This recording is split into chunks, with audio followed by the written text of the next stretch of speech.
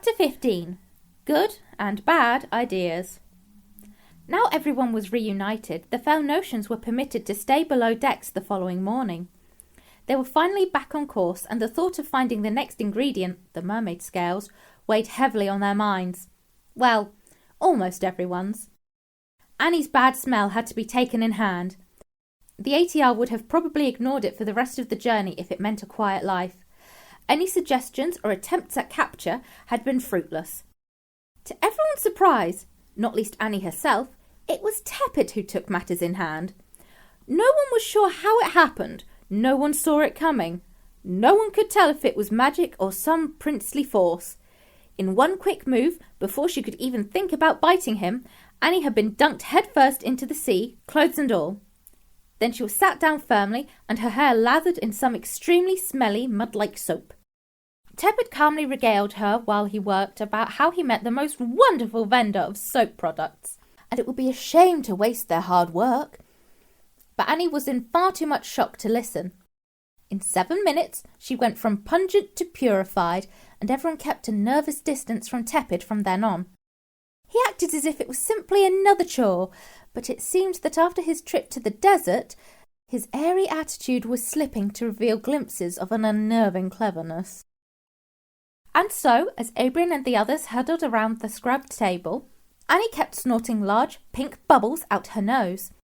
These floated lazily over their carefully drawn and now heavily annotated map.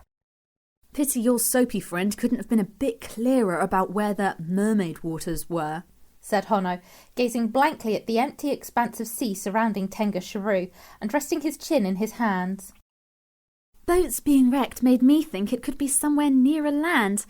Are you sure they said it was in open water? Asked Abrian thoughtfully. Absolutely, Dominator nodded. The soap seller said their grandfather headed out for at least a dozen days at a time.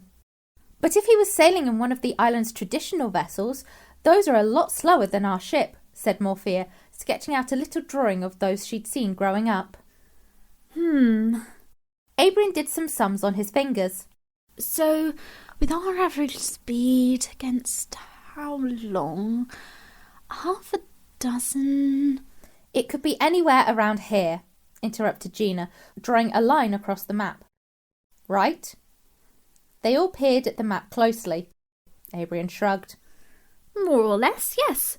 But I think there must be a book I brought from home which has some useful notes on the natural history of the area. With a bit more studying and a few more sums, I reckon I'll be able to work out the exact spot. EA, do you have that one somewhere? EA looked up distractedly.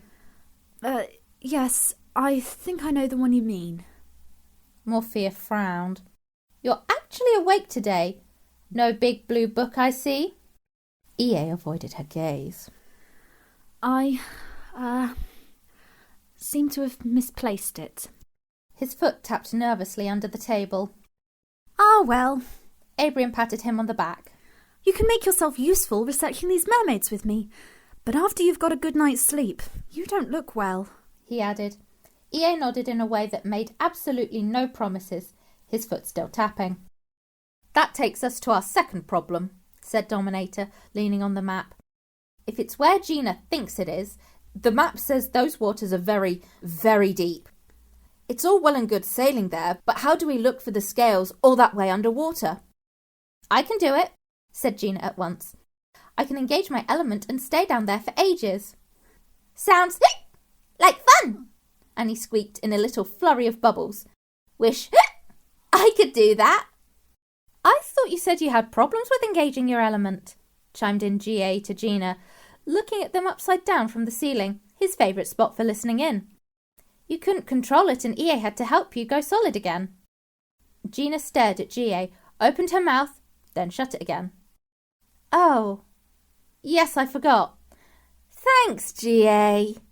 She slowly sat back down, her face looking like thunder. GA wondered if he'd said the wrong thing. Abrian cleared his throat. Actually, GA, you would be good. Me? Remarked GA, spinning the right way up. Why him? Said EA, surprised.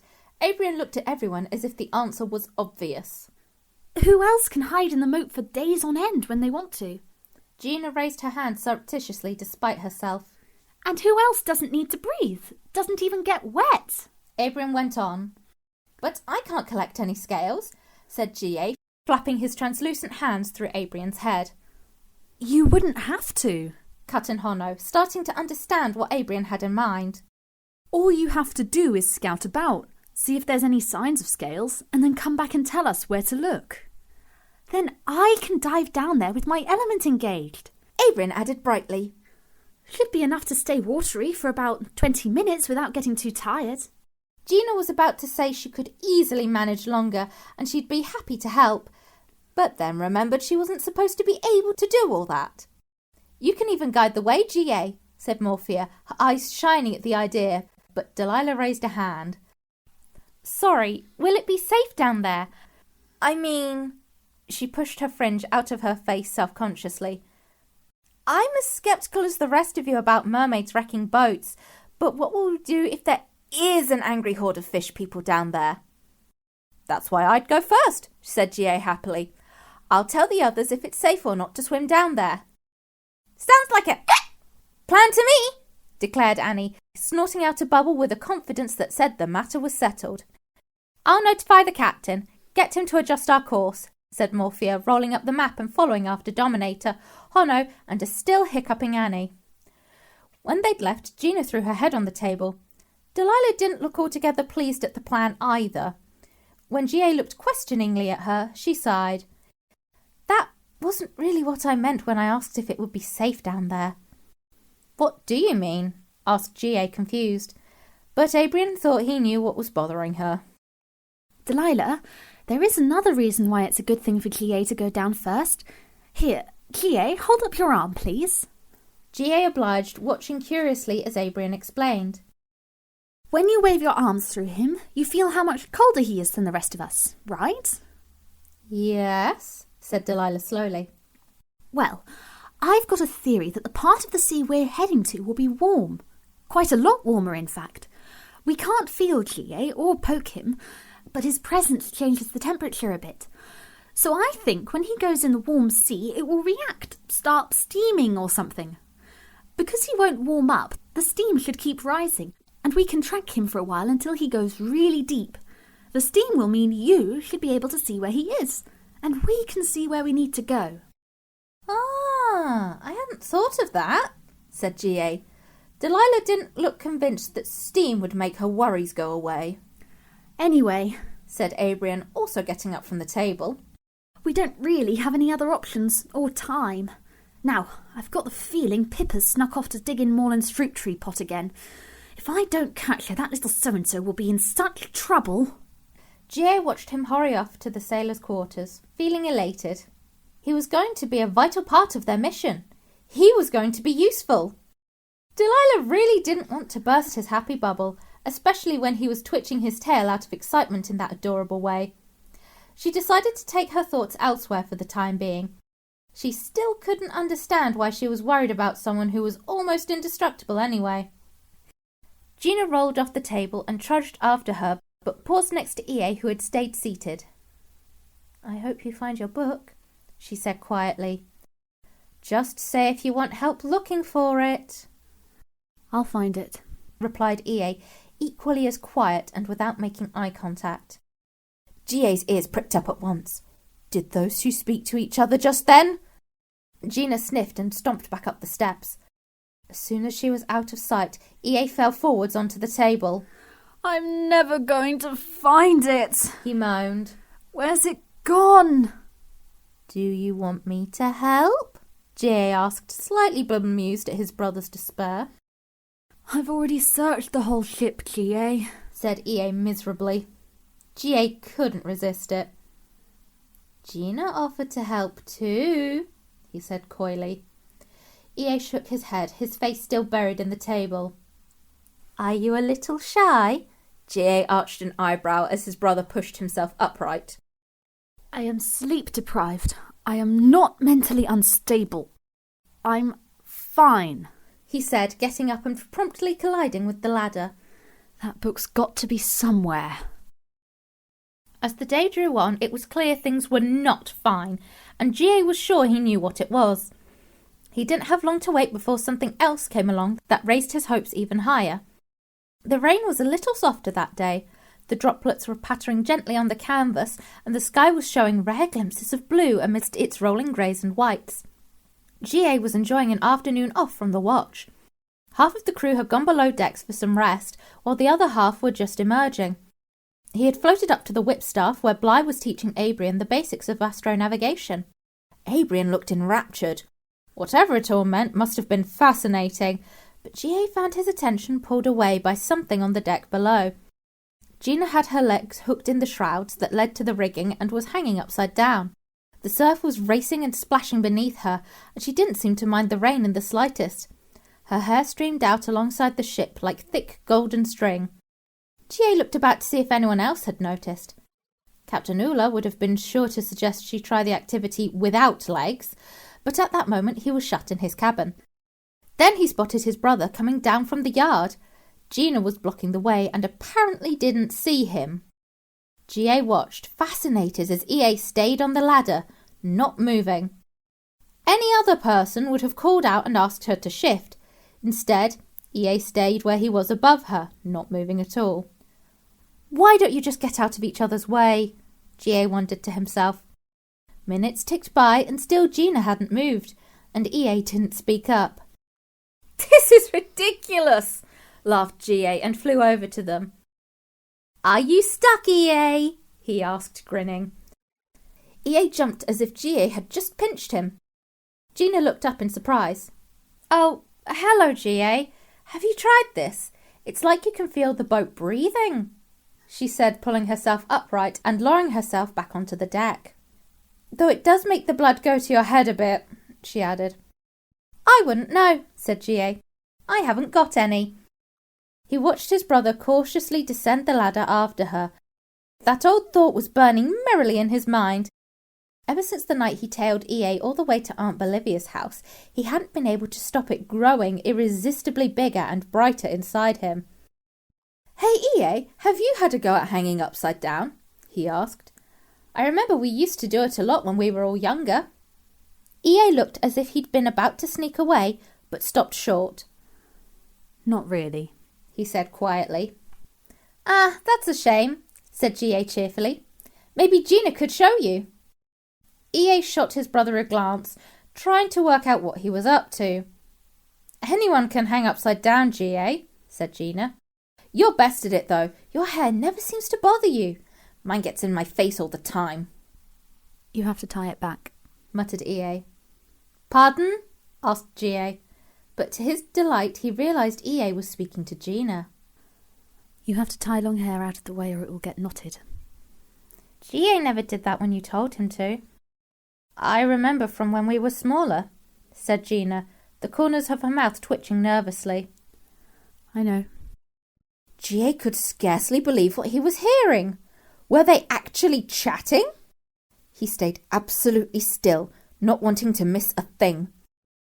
Neither of them said anything for a moment.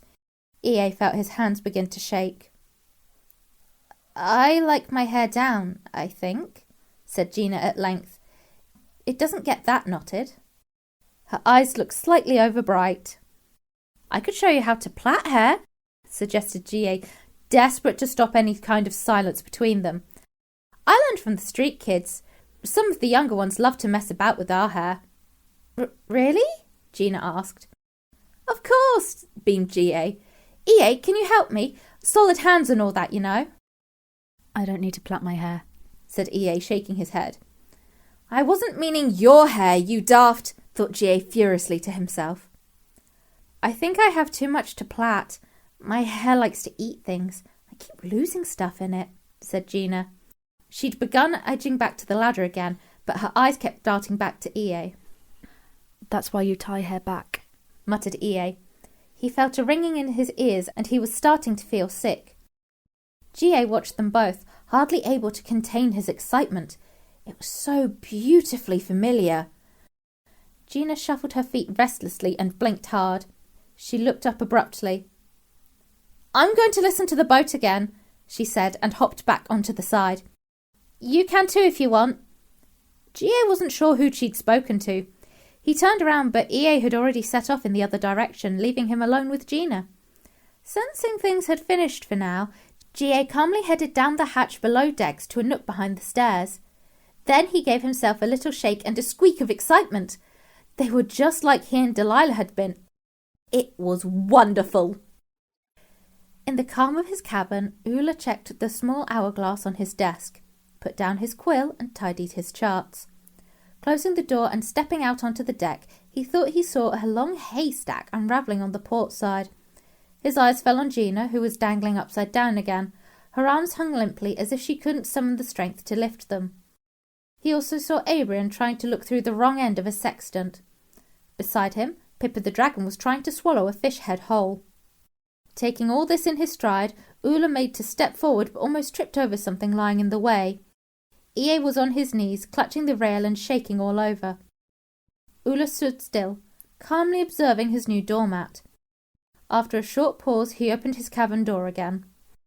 Inside. EA didn't protest and staggered limply to his feet. Stay in there until you've sorted yourself out, said Oola firmly.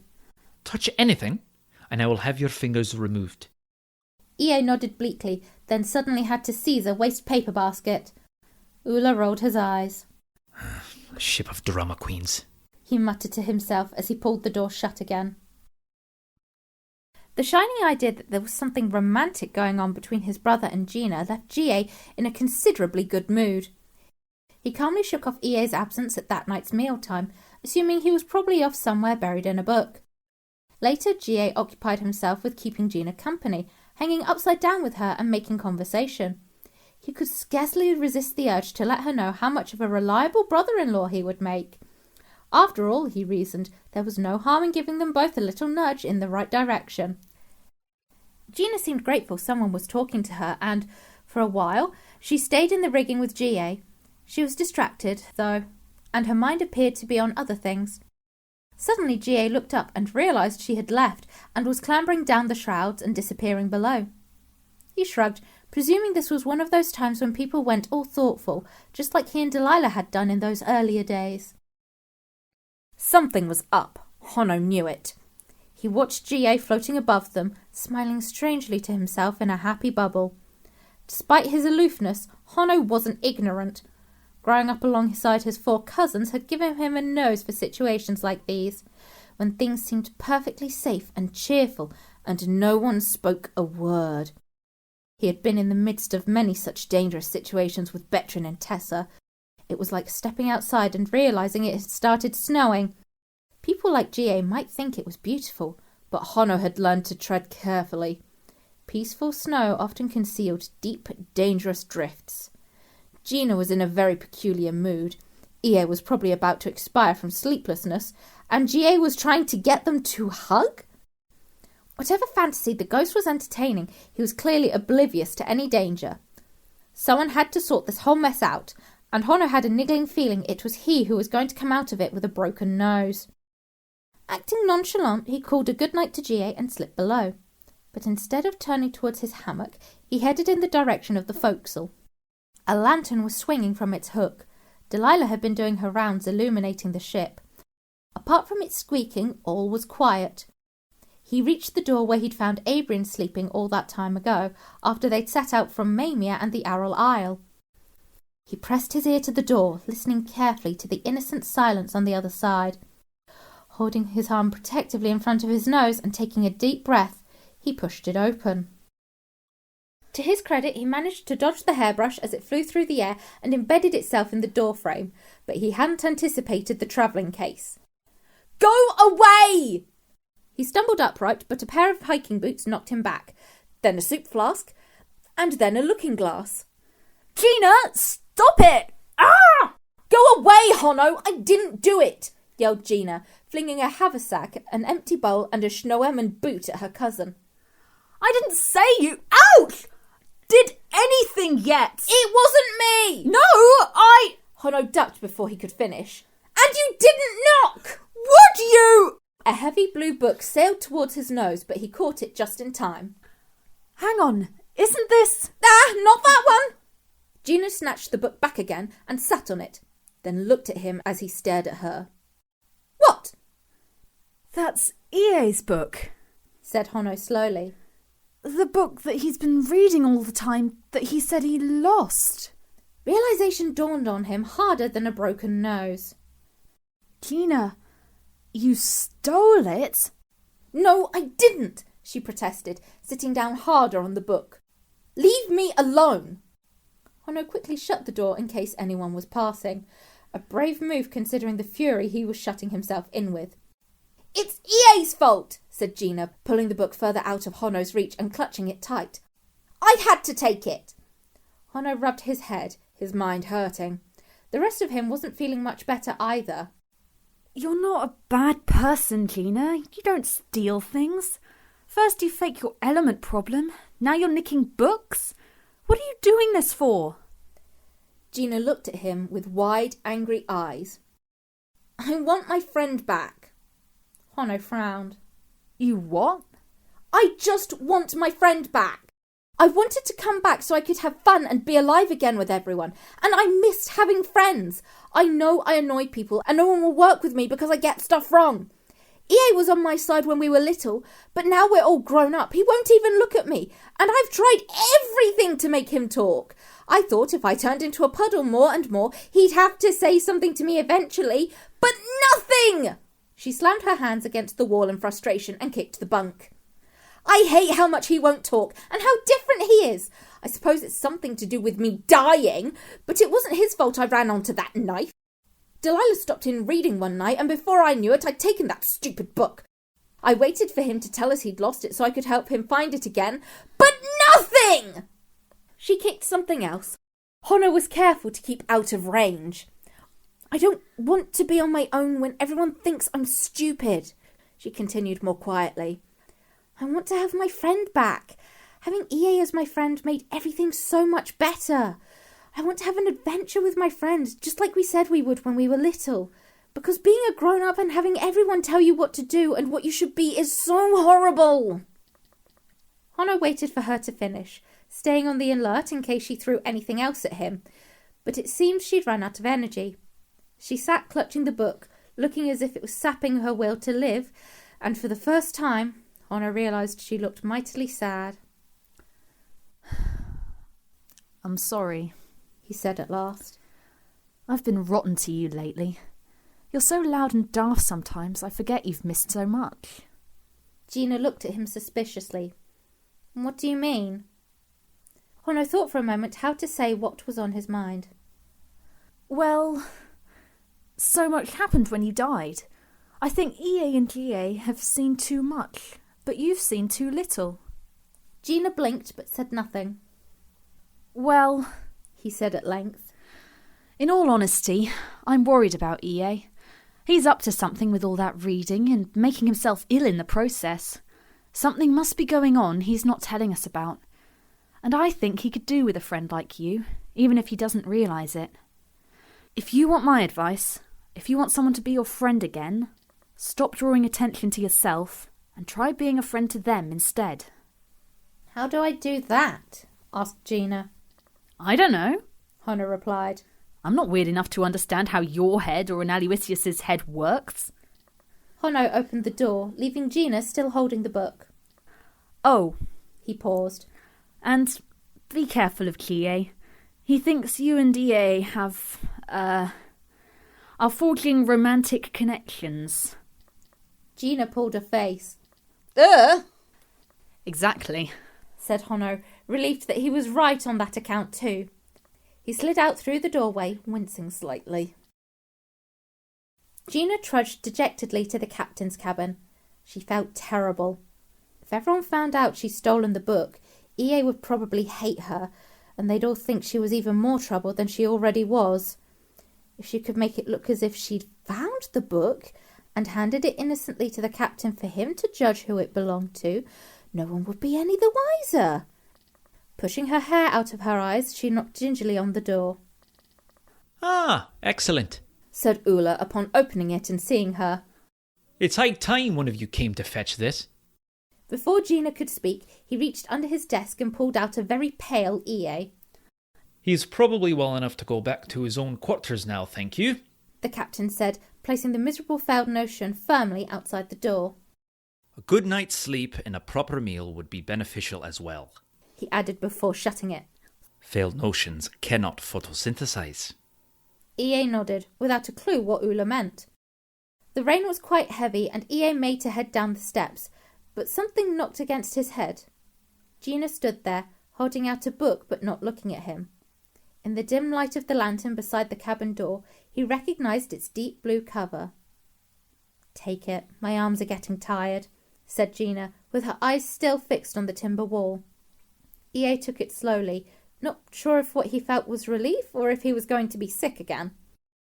The book was just the same as before, heavy and full of small narrow writing and diagrams. Even the bookmark was where he had left it. Gina clenched her teeth, wanting the deck to swallow her up. Thank you. Her head whipped round. EA was looking straight at her, making eye contact as best he could and holding the book tight. Thank you so much, he said, every word filled with sincerity. Gina didn't know if she felt overjoyed or ashamed. "Don't mention it," she said quietly. The rain pattered on the rail, and up in the lookout point they could faintly hear G.A. humming to himself. "What's it about?" she said after a pause. E.A. glanced down at the book briefly, then back at Gina. It's a book about ghosts. Far away from ships and the sea, it was late afternoon in Feldnor. That bothersome ghost hadn't left young Aluiciuous Mabon alone all day. Jan was readjusting to life in the living world bit by bit. The trick was remembering that reality wasn't as flexible as it had been in the netherworld. He couldn't disappear whenever he wanted or walk on both the sky and the ground at the same time. It wasn't that he felt ungrateful for being pulled out of that place, with its peculiar spirits wandering the vast, blank landscapes. Time had taken a long walk in the netherworld and seemed to have lost its way, but Jam still managed to get bored. Except when he was evading those irritating guardians of the netherworld, the Netherwatchers, who had been out to catch him ever since he'd accidentally broken in. All the same, now back in the living world, he was furious to discover he was still avoiding irritating guardians. The White Queen hadn't let him out of her sight since rescuing him that first night. Worse still, it transpired she had a small daughter, a ghost named Everlu, who would pop out of nowhere at the least convenient and most annoying times. On this particular afternoon, as the rain continued falling down the chimney, as Jam tried to fix it, she had been hovering upside down beside him, watching silently. Ghosts had a habit of doing this, apparently. Jam never could cope with small, silent, observant persons. It made him feel nervous when he didn't know what they were planning. However, as soon as he pointed this out, Everlu, of course, started talking. Jam soon remembered he hated this even more. At last, the damper stayed in place and Jam was able to pull it shut, stemming both the flow of rainwater and the conversation from Everlu, who had been watching from inside the flue. "I still think you should put something in the top of the chimney," she said, floating through the wall as he struggled out from the fireplace. "Children should be seen and not heard," he muttered. "And I've already seen enough of you. Please go and harass your mother." "I'm not a child," said Everlu indignantly. "I was 228 times old last summer." "Oh, good grief. You're still using times as a unit of measure?" Jam threw his makeshift tools into a corner and went to wash his hands in a bucket nearby. You know, I once read that some forward-thinking places use the term moth. Was it monad?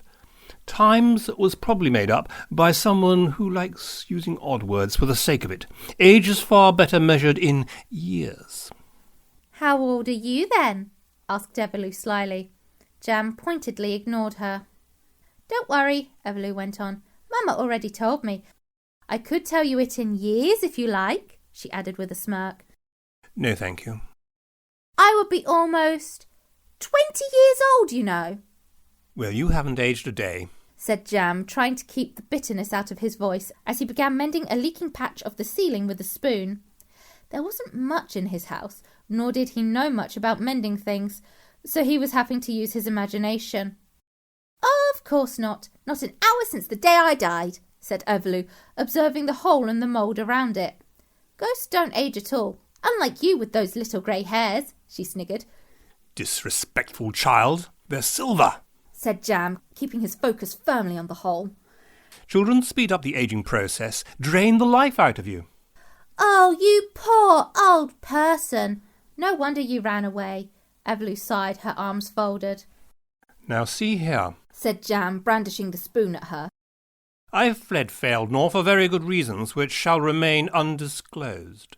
I left my sons under the presumption your mother, the guardian of Fealdnor, would do her job and take care of them. And now where are they, I ask you? Off and away, getting up to who cares what? Mamma says it was your job, actually, Evelyn muttered.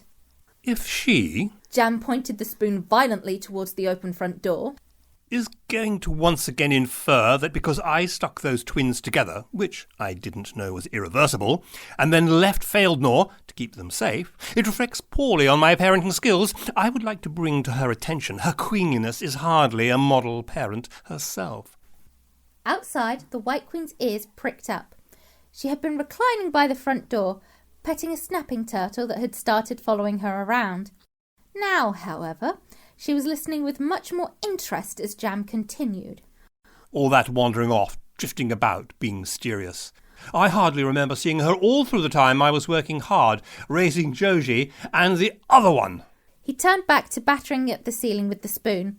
Evelyn looked at her mother, who now stood in the open doorway, appearing both surprised and slightly impressed, like a parent whose child has just used a swear word for the first time. Besides, Jam went on, they're all grown up now and off, adventuring in the wide outside. I hardly understand why you insist I am a necessary part of their lives, or unlives in Joji's case. He sniggered at his own joke. It is because of your son's unlife that you are extremely necessary, said the White Queen, stooping as she strode into the house. She took up quite a lot of space. The snapping turtle followed, settling down on her long white hair where it pooled on the floor. Jam glanced her way but continued beating at the ceiling. That was a lot of words for you, he said obstinately. Joji has it better than all of us. I saw him briefly, you know, both of them, in fact, back in the Netherworld. They'd fallen for a magical trap I left on some old documents of mine and had been pulled through the fabric of reality. Joji was a ghost, and the other one... Eldred, cut in Evelyn. Jam waved the spoon in affirmation. That one was alive, a little heavy on the stitches and just as unwilling as ever. They could have been my way out of there if I hadn't smelt those wretched nether-watchers on the prowl. I ran for it before they even came close. When I went back, Joji and Eldred had escaped. I admit I'm surprised, though. He suddenly looked thoughtful. I thought the twins were dead. I heard it in Nausea when they announced the end of the war. He stopped hitting the hole in the ceiling and looked at it blankly. Some errand runner burst through the meeting hall, shouting. All those dratted councillors crowded round talking. They were always talking. Then they were cheering, passing round the news. The prince had killed the witch. The failed nations had done their part, no casualties except for their captains, who were found at the edge of the forest. And everyone was cheering. He rubbed his forehead with his free hand, talking as if he had forgotten Evelyn and the White Queen were there. And now those durable twins have come back, all on their own. Jam paused. Then he looked back to the hole with a business-like manner. Like I said, Joji and Eldred seem more than capable of managing on their own. They obviously have so far. Apart from dying, Evelyn added. And being a ghost reduces Joji's problems by half. The White Queen shook her head. On the contrary, my dear young Aluiciuous, it has multiplied them. Well, Madam here is a ghost and seems irritatingly happy, Jam said, pointing accusingly at Evelyn. But I'm a White Queen's daughter, explained Evelyn. When Mama passes away, her spirit is going to help me get to the next world. I get special dispensation, she said proudly. I fail to see your point, said Jam dismissively. If Joji were in any sort of trouble, you can guarantee his brother will help him out of it. They've been a unit even before I stuck them together. The White Queen sighed. For all his observance, Jam was so short-sighted. If it weren't for the urgency of the situation, she would certainly feel sorry for him. Perhaps it was time things were made clear. Your sons are about to realise they can't help each other any further, she said slowly. The problem is already out of their hands. Jam stopped and turned to her, his eyebrows knitting together. What problem? It was very late at night and EA was still awake. The candle in the little lantern was almost burnt down to its stub. He forced himself upright. Finally reunited with his book, he had now almost finished it. A twisting, anxious feeling gripped him as he turned the faded page and saw the last few paragraphs. Leaning in as close as he could to see by the dim light, he read on. To conclude these essays, ghosts, I believe, are made up of thought and consciousness. Retention of their sense of self allows them to maintain a shape and form as echoes of their former living bodies. However, the longer a person stays a ghost, it is likely they will begin to drift. An echo of life is not life itself. Being spirits caught between life and death, they have no need of air to breathe, food to sustain themselves, warmth or shelter. The more they see themselves as separate from all things vital to the living world around them, a ghost will either become isolated or indeed will isolate themselves. It is therefore inevitable that over time a ghost will forget aspects of their former life no longer vital to them. The things necessary for the living that simply aren't necessary for themselves to sustain their existence. What a ghost is vastly reliant upon are memories. Companionship and positive interactions with the living allow for the creation of memories, which in turn allow for the successful imitation of life. The more of life that is forgotten, the more a ghost will cease to subconsciously imitate it. When this happens, they will begin to lose their lifelike form. Sadly, a ghost cannot age. Their form is not affected by the weathering of time, and it is this that causes the greatest rift between ghosts and the living. All companions will leave over time, friendships will part, life will move on, but a ghost can never move with it. Instead, they must watch the gradual aging of their loved ones in a ceaseless cycle that cannot touch them. Through my observations, I have learned over long expanses of time, as the world continues to change about them, a ghost will inevitably forget and continue to do so, leading them to decrease. They will forget they were once a person and know only what they are becoming, a shapeless mist of lost thoughts. I can only theorize what becomes of ghosts when even their mist ceases to be visible.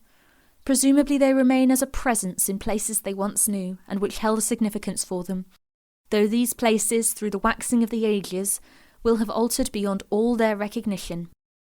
If, as the holy texts say, wisdom cannot be mined from the depths of the earth or found in the sky or the land, how then can a being of thought be taken and saved by your hand? Ghosts are, therefore, the saddest beings I have documented. Sorrowful lords of unwithering age, captive slaves of time. They are bound to this, their never-ending reign. EA flicked to the next page, but it was blank. He turned more pages, but only found the book's hardback cover. He could feel panic rising. Something inside him was unravelling out of his grip. Ever since the fight at the ruins, when the White Queen had dissolved the red magic and GA had transformed back into a ghost, EA had slowly realised something couldn't be right. After all this work, he'd reached a dead end. He had hoped against hope for an answer, but the answer was his worst fear. GA would slowly forget everything about the living world. EA could already see it happening. Each day he saw him slipping away from his former life, becoming more of a ghost. His brother was trapped. He would watch all his friends pass away before slowly losing himself, and there was no way EA could stop it. EA knew he had to tell him. Then GA would be ready to fight against forgetting while they searched for a way to save him. But the thought of telling his brother made EA's eyes burn. GA was so happy, so unaware. Maybe he'd put it off. GA kept out of trouble. He wasn't in any danger for now. There must be an answer. EA must have missed something. This book was their only chance. The candle had gone out, but EA pulled himself upright. He was going to read the book again. He'd read it all day and every night if he had to.